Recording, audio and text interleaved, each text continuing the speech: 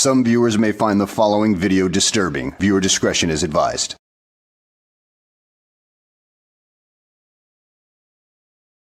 Well, hello, and welcome back to the channel, everybody. Yesterday I decided to take the day off from this YouTube thing, just sit back, relax, and do my own thing. And wouldn't you know it, that's when a bunch of stuff really hits the fan. You have Manuel Amata, you have Carolina Fort Worth, and a few others that I just can't remember right now, but we're going to focus on Craig Hendry right now, because this self-proclaimed freedom fighter got some prison time, and now he's really calling himself a political prisoner. Yeah, well, he's already been doing that, but he's really pushing the victim card today. So without further ado, let's go ahead and get this freaking S show on the road, shall we? Hello, everybody. This is Craig Henry, political prisoner, reporting from the Vermilion County Jail in Indiana. This is such a crock of shit. Yeah, political prisoner, my ass. Yeah, if you're a political prisoner, then I'm a freaking astronaut. And by the way, I've got your criminal record flashing across the screen here to show everybody, how much of a political prisoner you truly are with all the crimes you've committed in the past few years. And it'll be continuously flashing across the screen with a few of his other pictures as well. And this record is courtesy of Andre Sloan. The link to the original video will be in the description box below, should you want to take a look at it. I have been persecuted for the charge of stalking and harassment, both of which I did not commit. They say that I stalked and harassed employees of the city of Clinton, Indiana, by going into public buildings, asking questions, recording my interactions, and publishing those to YouTube along with public phone numbers. What I'm about to read to you is my statement that I made in the courtroom right before I was sentenced, and then I'm going to get into what I was sentenced to. This is my statement. This whole ordeal is a clear indicator of the state of government in this once great country. George Orwell would surely blush if he saw how accurate his predictions for the future were. The actions I was persecuted for are as follows: entering public buildings and places, asking questions of government employees and officials, making crude statements on occasion, recording my experiences, and occasionally posting these recordings to the internet with the phone numbers for the public offices I visited. There are lots of people that do that every day, and, they don't get, quote-unquote, persecuted. Yeah, dude. There must be something else going on here, because I sense that you are full of shit. What do you people think? How full of it do you think he is in this particular occasion?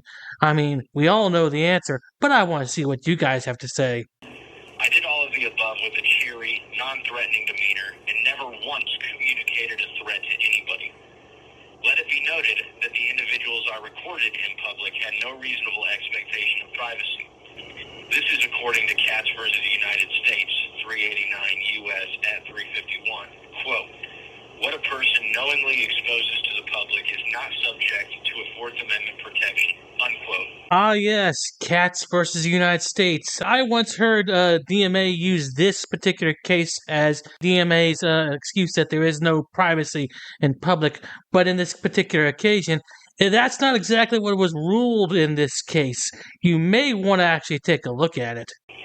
Every time I uploaded a person's likeness to the internet, that person had knowingly exposed themselves to the public. Likewise, with any phone number I published previously exposed to the public by the very same people who initiated this ordeal.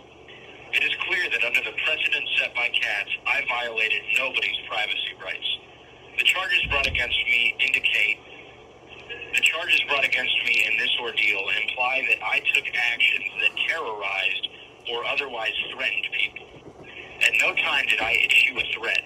At no time did I issue a directive to any other person to issue a threat. And at no time did I work with another individual to produce a threat against anybody else. Indeed, this point was conceded by all witnesses called against me and asked about it. The point that I never issued a threat. My peaceful actions have been exactly that, peaceful in nature. In stark contrast, the actions taken against me have been violent, aggressive, and have consisted of threat after threat, all of which have been carried out against me. Well, you were the one who posted those things online for everybody to see, and you pretty much, well, made it clear that you wanted them to call flood. You wanted them to make threats and everything like that. It's as simple as that. You were the ringleader in this. You hold the responsibility for everybody else's actions in this particular case, considering it was you who led the charge. These actions include apprehending me against my will on 4 separate occasions, holding me for ransom on 2 of those occasions, threats of further captivity if I did not urinate in front of people or stay away from public buildings, which I helped pay for. These threats materialized in me being captured against my will again. I referenced George Orwell earlier. It is at the fact that the government's coercive and violent acts are considered justice, yet my peaceful actions and use of words are considered a crime that he would surely blush. I have not provoked or reciprocated the government's employment of these threats or violent actions. I will not come in here and ask for mercy. I will not act as though my peaceful actions have warranted such a violent response. I sincerely hope that those operating in a public capacity here today do not operate under the delusion that the actions they have taken up to this point or the actions they will take hereafter were provoked or warranted by my peaceful actions. The responsibility for their actions does not fall at my feet. The responsibility will be, and always has been, their own. I expect to be treated as every other person who is perceived as an opponent of the government has been treated. I expect the government to do their worst. I will end this statement by expounding on its beginning. With regards to the state of the government in this country, the government has shown their willingness to employ violence and coercion against me for acting in a peaceful manner. Yeah, you call what you've been going through violent? Yeah, why don't you go ahead and see what violence actually is if you are not held in Punk City, aka protective custody in prison? Because we all know what a whiny punk little bitch you are. As soon as one of the other prisoners even looks at you, you're gonna call out to the guards, like, please put me in protective custody, put me back there. Yeah, we all know what you're gonna do. The standard with which we judge people's actions does not differ simply by virtue of those people working for the government. This was proven by the trials in Nuremberg in the early 1950s.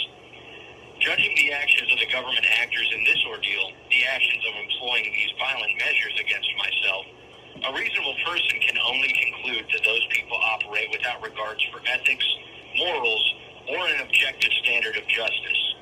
It is clear they believe not in the principle of all men being created equal. Anytime anybody has to use a reductio ad Hitler argument, no matter how veiled it is, still loses the argument, considering that in this particular case, you are comparing the government workers at the buildings you frauded to the Nazi leaders who were tried at Nuremberg for war crimes during World War II. There is just no comparison right there, dude. No comparison whatsoever. For if any other man, not in the employ of the government, acted as they have throughout this ordeal, that man would be viewed as he rightly should be, a thug, willing to employ any violent means to achieve his desired end. This is the current state of our government. A group of men willing to employ violent means against peaceful individuals to achieve whatever ends they desire. God bless you all. This concludes my statement. After I read that off, the prosecutor, Bruce Ackerman, made arguments as to why I should not be sentenced to a term of probation after being found guilty of these crimes. He indicated that he thought I didn't live in reality by acknowledging that I had been found guilty after a trial, which, of course, I acknowledge I've been found guilty after a trial, and that's why I... Yeah, the prosecutor is right. You don't live in reality whatsoever. You live in your little delusional fantasy world where you believe that comparing Nazi war crimes to what happened to you at a, government building is somehow equal. Somehow that you got tried, convicted, and exterminated because of your belief system. That somehow you're on the level of that? Yeah, no, you are not. That was an entirely different situation.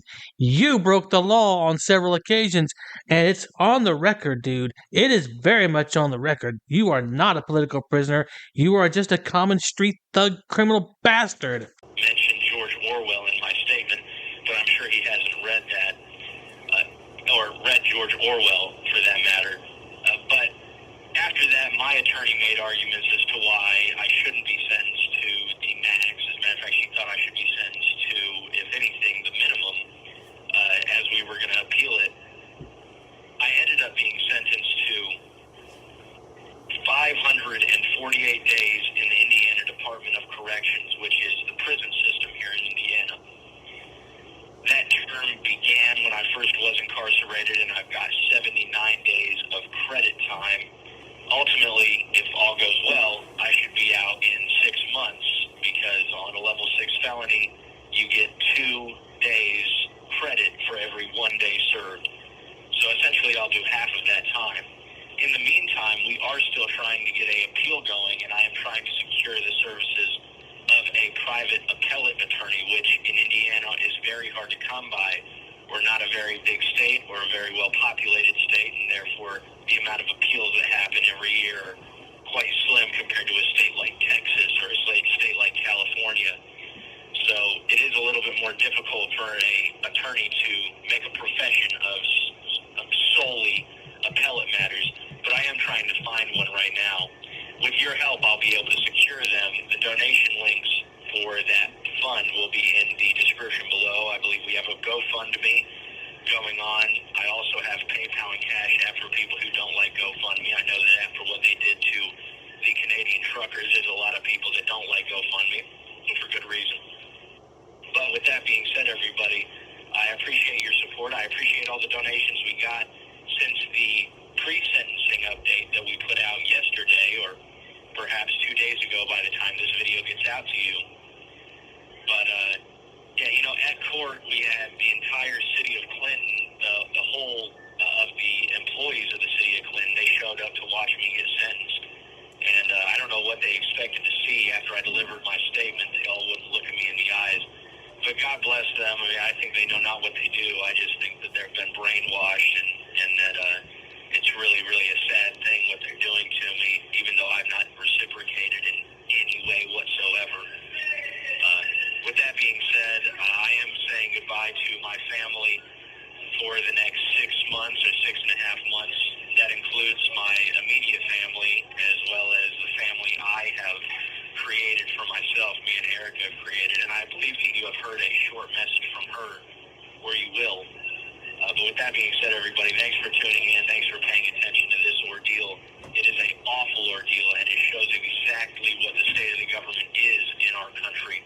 It's evil, it's violent, it's coercive, it doesn't need provoked, or if it does get provoked, it can be provoked by the slightest of activity that is in no way harmful to anybody or anybody's property. So you don't consider a bunch of threatening calls harmful to anybody in any way, shape, or form? Yeah, sure, you didn't make the calls yourself, but you did send your followers after them, that's for sure. So you were the ringleader, you pay the price, deal with it. You are just nothing more than a criminal, thug, scumbag, jackass, bastard, moron. Now, Craig, I have a tip for you. This comes from some of the other prison channels, such as After Prison Show and everything like that. If you find a piece of candy on your pillow whenever you enter your cell, don't accept it. Put it outside your cell as a signal to whoever put it there that you don't want their services. Because if you accept that candy, then they own you. So at any rate, guys, I hope you enjoyed the video. Thanks for watching, and I'll see you on the next one. This could be some groundbreaking stuff right here.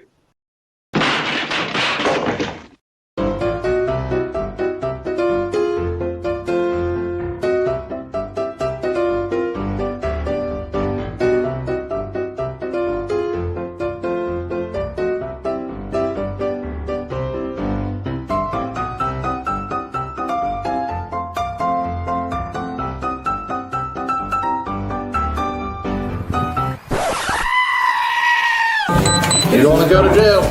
For what? You read this. I don't have to listen to anything. Blah, blah, blah, blah, blah, blah, blah.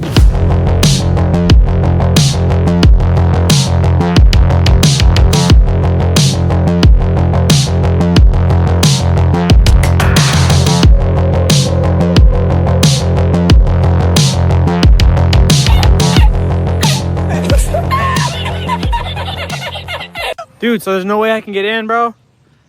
Come on, I'll put you on my YouTube. But shut up, Wesley. You gotta put signs up, ma'am, if it's... Are you Glenn Serio? Who's that?